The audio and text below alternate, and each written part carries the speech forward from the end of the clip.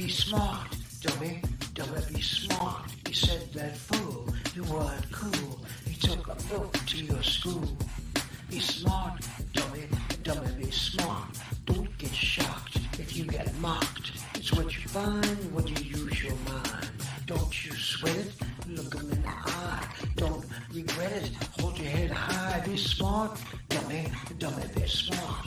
Try to show some tenderness, even when they're playing chess. You think it's dumb to be smart, but that's the way you make art. So be smart, dummy, dummy, be smart. Hi, I'm James Eade, and welcome to Change Your Mind. I live in the divided states of America. How do we become united again? A divided house cannot stand. So, first off, we have to realize that united does not mean, uniformity does not mean, united does not mean uniformity. Sorry, I'm just waking up. And I think that, we don't have to look alike, talk alike, dress alike. So we have to become tolerant of others and their different views. And sometimes we try to change other people's minds. But I think at the heart of it, it's time for us to start worrying about our own minds and how do we change our minds? Can we change our minds? And if we can, it's an inside job. So each week I bring on a topic that I need to think about more. And I initially had some skepticism about, and then I learned to change my mind. And today, let's see if I can. This is the topic, Reiki. What does Reiki mean? And I have brought on a guest that I know as the Purple Lotus. Hello, how are Namaste. you? I'm very well, thank you. How are you doing? I am doing just terrific. I'm happy to have you on the show. But I wanted to know that at first when I heard this, Amanda May, Ananda May, say your name for me. Anandmay. Anand May. Thank you. And so my tongue is stupid and I stumble over words, but I'm here I first heard about Reiki and I was thinking, who is this Reiki guy? And I learned that it was one word and it was spelled like I just showed, spelled like that, right? Yes. So far, so good? Okay. Yes. And now I understand you're considered a grandmaster of Reiki. Is that right? Yes. Yes, You that's are. correct. Okay. Now I'm a chess player and the grandmasters in chess are excellent chess players. They're the best. Is that what you are in Uh, Reiki? we'll find that by the end of the show. Okay. So the essence of Reiki, the way I understand it, is that you use energy to heal. Is that correct? Yes, that's Okay. correct.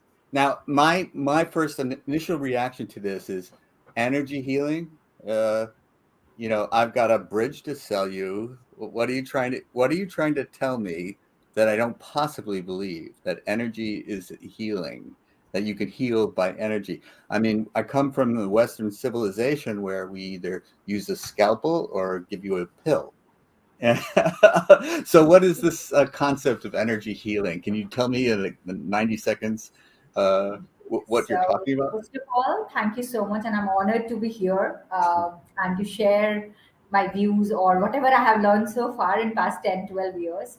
So, first of all, we need to understand Reiki comes across as one word, but it is actually two words in Japanese, Rei and Ki. So, Rei means life force or the universe's energy, and the key, sorry, the ray means life and key means force, so it together it is like universe's force or the life's force. And in the Western world as well, Jim, uh, everybody knows that we all are made up of energy. Everything has an energy, if even if if you say it's a non-living thing or a living thing. And what happens is, how we understand is, what is the motion? Emotion is energy in motion. Mm. So when that gets stuck in somewhere in our body or in our mind, that creates issue. And with Reiki, with the help of Reiki, when we start, we clear that blockage and we let the energy flow again, you become whole and healthy. I hope I Okay. have the answer. That's a wonderful answer. I'm thinking of because the show's based on the blockage in our minds, and you're Hmm. talking about the blockage in our bodies as well. And Yes. emotion is part of that. And so I think that like the mind and body are connected. And um, what I say when I'm practicing my spiritual practices, I'm thinking the mind can calm the body and the body can calm the mind. And I use Yes. deep breathing as one of the tools and techniques that I use to calm myself when I'm agitated or anxious. And um, so describe to me, how could you change a blockage? What do you do if there's a blockage in my mind or in my body? How would you unblock it? Okay, so first of all, how Reiki works is that a person becomes a channel first, and we call them a Reiki. We call them Reiki channel.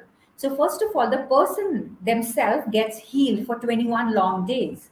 They have to do particular practice every day for 1.5 hours. Some different like some form of meditation they have to go through for 21 days, so that they become a vessel, a channel, and then the Reiki channels can channelize the universe's energy. So in India or in all the civilization, we have learned this, that the body is made of 5 elements. Yeah. So it's air, it's water, it's fire, it's Mother Earth, and it's Father Sky. So, Ah, collecting the energy from all these 5 things, we call it Panch Tattva in Hindi or in Sanskrit. So, when we collect the energy from all these things, we can channelize the Reiki channels, can send the energy through, like from them to the person through their hands. And that is why it's also called the hands on healing. So it's like your hand become your powerful tool, the channels tool, and the person can either send the Reiki from a distance also, which I'll explain in the later part of our show. And first, the other one is the more physical one. So if I am there with you, I can move my hands across your body wherever there is a blockage. It will tell me energetically that there is a blockage, and then I can remove it from there. And when it comes to the blockages in mind, which we form as a belief system, yes. that this might work, this might not work, oh, this is not logical, how this can be possible, that sort of things, then with the help of Reiki, first of all, we make the person at ease. And then we ask a couple of questions as well. And then we put the intention that, okay, I am rigid. I know that I'm very rigid and I have a belief system, but then I'm willing to change. And Wow. there you shift the energy from rigid brick like person that, oh, I don't, whatever I know is the correct, and then, okay, I am willing to change, and I'm allowing a simple like a small crack in the wall, and I will let the light enter, and from there the energy enters the person mind and their body system. And most of all, it works on your energy system rather than on the physical mind or the physical body. And once that is fixed, you are whole.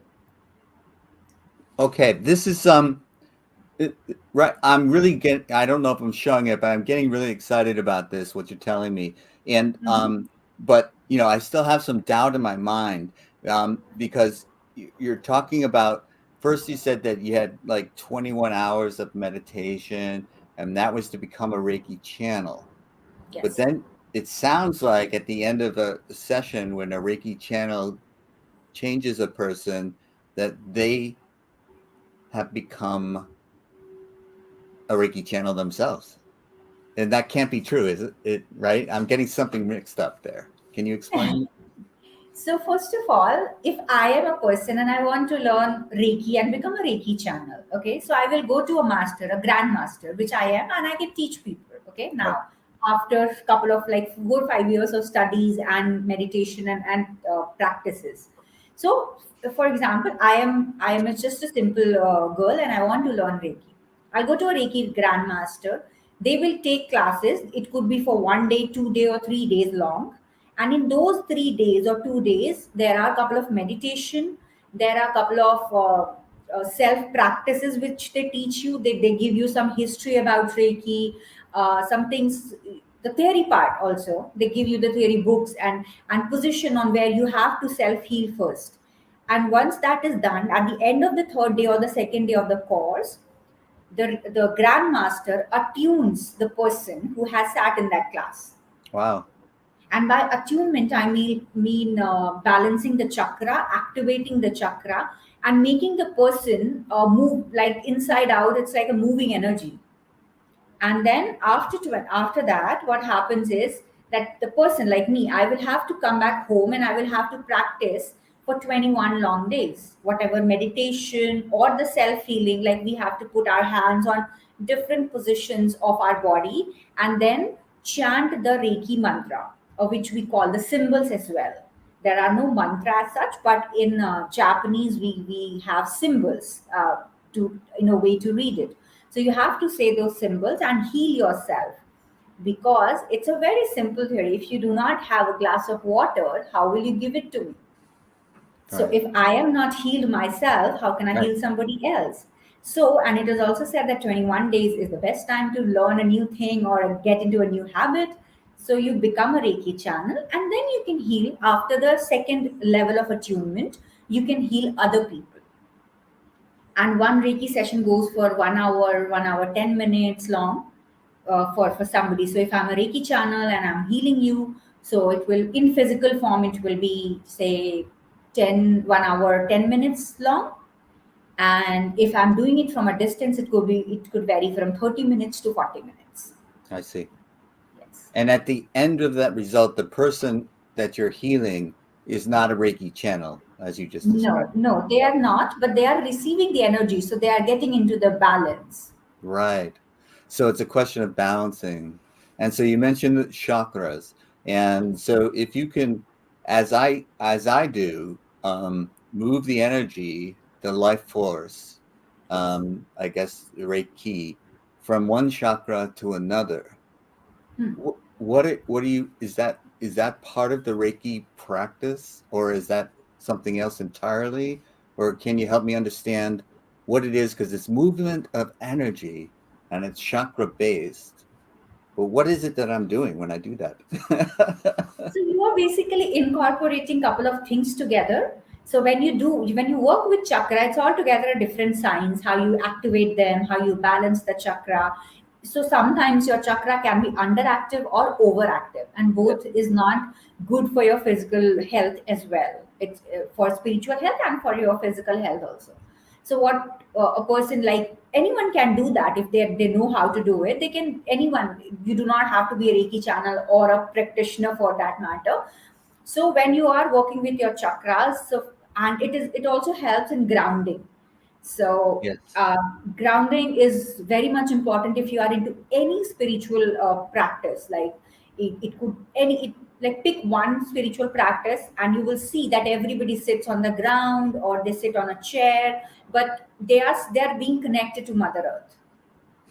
So that's the yeah so that's something where or I mean in that process also we activate or we balance the chakra, and we use that. So when you are moving your energy, you are just playing with your chakra and balancing them, but you can incorporate it with different modalities, because now when I say I am being trained in about 24 different healing modalities, and so I incorporate Reiki and then I incorporate journey healing or maybe EFT together, Uh-huh. and uh, and then I can play around with it. So Well, that's yeah, sounds like astonishing to me that you can do that. The question that was popping up in my mind is that I know when I can tell, or at least I'm kidding myself maybe, but I think I can tell when my chakra is undeveloped, and I can concentrate and help to energize it. But yes. I'm really unclear on how I detected being overdeveloped. I think with your hands, maybe I could see you doing sensing it, but Hmm. how could I internally sense it? Or can you help me understand that at all? Yes. So what happens is that every chakra is associated with emotion or a body organ or a physical organ like that.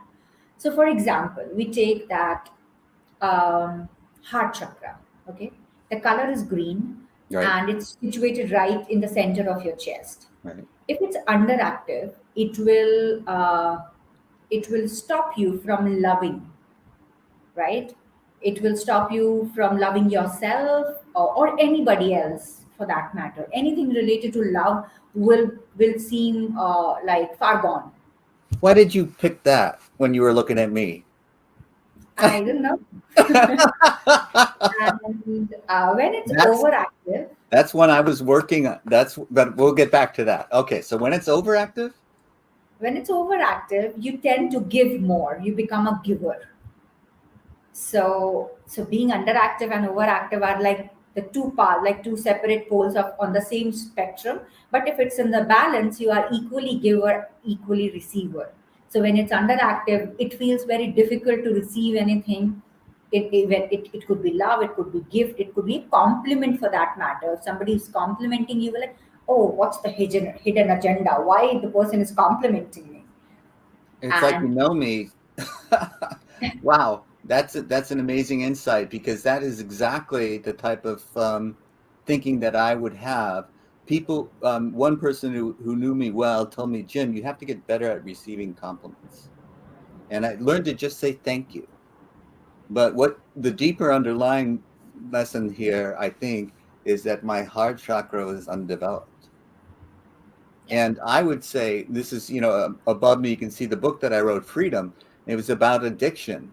And it was when I was in the throes of addiction that I felt this undeveloped heart chakra. And it was unable to receive love, unable to receive compliments. And so in my recovery, I worked very hard, diligently on opening that up, that part of me up. So that now, I have a foundation that I run. I'm a giver in many ways. That part I don't question, but still I question is the part of being able to receive. yeah. It's still very difficult for me. And I don't know, I seem to be opening up my heart to give without too much difficulty. But opening up my heart to receive seems to be I'm still stuck. So how would you heal me? Okay, so first of all, I could send you distance healing every day, and you can feel better, and we can discuss about that offline. That how you are feeling. The second, how you can heal yourself, and that's the bestest thing I always tell people: sit on a chair or sit on a ground. In Padmasana, if you're sitting on a ground, but if you're sitting on the chair, it's perfectly fine. Hmm. Keep your feet on the floor without any shoes or something, and just close your eyes, and you can heal all your chakras like that. Hmm. And then imagine a lot of roots growing through your feet and through your like at, through your calf muscles, and everything is going deep down in the earth. Take a couple of deep breaths and let the root grow as deep as they want to grow. They will let you know when they have reached deep enough. And right now, I'll just be telling you how to heal your heart chakra, but you can do it with all your chakras. So now you can imagine or visualize rather a white healing light is coming up from Mother Earth. And while it is coming up, the white is turning into green color of heart chakra. And now visualize your heart chakra opening up or blooming up like a flower in the front and in the back as well. So it's like two cones together, Mm. and they're just opening up, rotating clockwise and anti-clockwise. It could be front clockwise and back anti-clockwise, but it's just rotating and it's opening up. Mm. And as you let that green light from Mother Earth heal and balance that, you put an intention that every day when I do this practice, I am healed and I am becoming whole, and my heart chakra is balanced. It is not overactive, it is not underactive, it is just perfectly balanced. And once that feels complete, you can allow the light go back to the Mother Earth Say thanks to her. Bring back all the roots to your body. Close them with your visualization and say thank you. And you can just open your eyes. Wow. It's very interesting because what I do is connect to Mother Earth, bring the white light up, and turn it green at my chest. But I don't visualize the rotating flower, Yeah. and I It, don't. Go ahead. sorry, go ahead, sorry. Uh, I guess I don't do. And I don't at the end give thanks, which I think is important. Yes. And because I do all the chakras at the same time. And so I will give thanks at the end, but not at the individual chakra. And I think what I'm learning from you is that if I want to heal a particular chakra, this is the concentration method Yes. for any individual chakra. Yes, that is correct. Yes. So um, this gives me something to work on because I'm still confused with being able to give but not receive. Is that overactive, underactive, or just out of balance? It's out of balance. Uh-huh. Sometimes it's overactive, sometimes it's underactive. Right. So what happens, Jim, is say for example, say this pen is our spine, okay, Right. and this is our chest side. Okay. So there's a cone shaped thing, so like a flower, like this. So it has to open in front, and the same side it has to open in the back. So one rotates clockwise and the other rotates anti-clockwise. So the channel gets open. Ah, now I get it. That just that okay. Thank you. That was the missing piece for me. Yeah. So The that's how it opening of the is. channel. That's actually wonderful to me because I need that visualization. Otherwise, I get into my head where it's better for me to be visualizing a little bit outside of me. And that mechanism, whichever way I'm turning, it Yeah. is a good visual for me. So Yeah. thank you very much for that. You're welcome. Yeah. And also, you can do it like in one sitting, you can do it with all your chakras.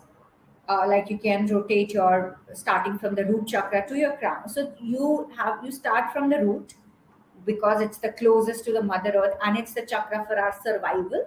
Right. It keeps us connected to the Mother Earth. It helps us trust people. It helps us with money, which is very important in this world to Sure. survive. So that's a chakra of survival. So we start from the root chakra, we come up to the third eye chakra, and when we go to the crown chakra, which is little above our head, we make a fountain of violet color. We Say do that. not open Say that one more time. You make a fountain. of the violet color, crown chakra. So it's like the energy is coming up Okay. here, So and then it's like what color is this? the third eye chakra. It's indigo. Third eye is indigo, so that is different from violet. This is I'm having trouble picturing. Indigo is what darker than the violet that you're talking about. It's a Yeah, violet fountain. is purple. It's basically purple color, vibrant purple. Indigo is shade of blue. Got it. Indigo, dark blue. Dark blue. Yes. Okay. So I actually because the way I learned this was white, the crown chakra, and you're saying it's violet. So simple. Write down on a piece of paper. Say Vibgyor. It's Vibgyor. Say it one more time. Vibgyor. Vibgyor. And that's the color of all your chakras. I got red, orange, yellow, green, blue, Indigo. indigo, violet. Violet. Thank you. That's I need acronyms. yeah. That's wonderful. Okay, now let me just check. Okay, we're running towards the end of the show, so I can't go into as much detail as I want to with you. I Mhm. very much appreciate these insights. But one thing I'm questioning you now is Reiki is Japanese, or originated in Japan. Is that correct? How did you get Yes. started? How did you So get connected to a Japanese practice? okay, so so basically, it started by Master Yusoi in 1920, but few people say that Master Mataji was practicing this in 1914 as well. Okay. But when you go to the root cause or like the roots of this, everything is based on belief system, intentions, and energy. Few people also says that it was an ancient Indian or Tibetan technique when Tibet was also part of India. It was a very old technique based on the universal energy and everything, and it was rediscovered in Japan by Yeah. Master Roshi. So how I got introduced it was when I was going through a bad phase in my life. I was going to see a counselor or psychiatrist, if I would be honest. First of all, she prescribed me medicine because that's what doctors do. Right. But after some time, she said that I feel that you are an indigo child, and I had no clue what it was. And then she said, "Why don't you learn Reiki?" And I said, "Okay, what it is?" And she told me, as I am telling you right now, and I'm advocating for it. But my first statement was, you make fool out of people. How can somebody put a hand on somebody and the Yeah. person will get healed?" Yes. So I have the same conversation which you are having with me today, 10 Uh-huh. years ago, or 12 years ago, Uh-huh. rather. So from there to from a skeptic person to becoming an advocate was a wonderful journey. So that is how I got introduced to Reiki. And then I thought that if it can help me, why I can't help other people after learning this? So that's how I chose this. That is a wonderful story. It warms my heart because, I think if I can ease the pain and suffering of others, why wouldn't I? And it sounds like you came to that same conclusion, something like that. It's that if this can help me, why wouldn't I help others using it? And Yes, I have found, and tell me if this has been your experience, that when I help others, I seem to get back more than I give. I that's it. feel so much better um, when I can heal someone else's pain and suffering, or even just ease it. Uh, it's a wonderful gift that I receive as well. And uh, it, and the idea that all of this ancient wisdom, wherever the source of it is, I think that it's probably this, that they have the source in common someplace, because the manifestations out there, when you really get involved in any one of them, you see the similarities and Yes, how they may be being manifested in slightly different ways, but the commonalities are what binds them together. that's Yeah. correct. Yes. And so whether or not it's ancient Indian wisdom that has been rediscovered or whether it was discovered independently, it really doesn't matter to me. Yeah, it doesn't actually. Yeah. As long as it's helping people, Yes. origin, the history matters to know. It's a good to know knowledge. But Yes. in real life, it's helping people. And you said it very beautifully that when you help people, help comes to you very effortlessly and easily. And Yes. that is because when you do something good for somebody else, you feel happy and you shift from a place of not feeling so good to a place of feeling good, which shifts your energy also. Yes. And universe always gives you back what you see or who you are. So if you Yes. are happy, if you are helping other people, you're like giving out the energy of happiness and helping other people. So universe says, okay, take it more. Yes.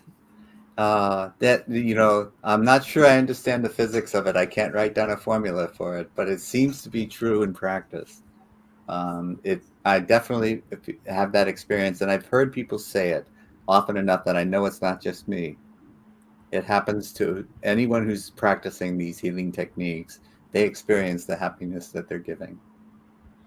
And we are running out of time, but I have like at least 10 different magical stories related to Reiki only, which I can share. And it's not borrowed from anyone. It's like my own story, my own experiences. Okay. Well, what I'll do is I'll have you back if you will join me again, Of And course, that would be an honor. we'll get into that. And I won't be so skeptical when I start. So I have, I don't know why this is coming to me again and again, but after all this conversation, the one thing which is coming to me is life throws experiences to us. There are two things which we can do: either ask what is happening to me and get irritated and frustrated about it, or ask the question why this is happening to me and learn the lesson. And if we choose to learn the lesson, also there are two things again what we can do: either become bitter, oh this has happened to me and I will make everybody else suffer, or we can become better and heal other people. Yes. And in one lifetime, you can do both. Yes, yes, and that's Thank called you. transformation. Thank you so much for joining us. And Thank you for having me. It was an honor, honestly, to uh, connect with you after so long. yes, yes. And I will take you backstage now, but we will connect again. I feel Sure. it. All Thank right. you so much. You bet. Wow. I'm still recovering from that, but I want you to know that this has been a series of shows about changing my mind, but it's up to everyone to change theirs. And so until next time, thank you for watching this week's episode of Change Your Mind. And the Roman god Janus in my lower left-hand corner is going to be replaced by a more modern version because we can change our minds. And just remember, every weekend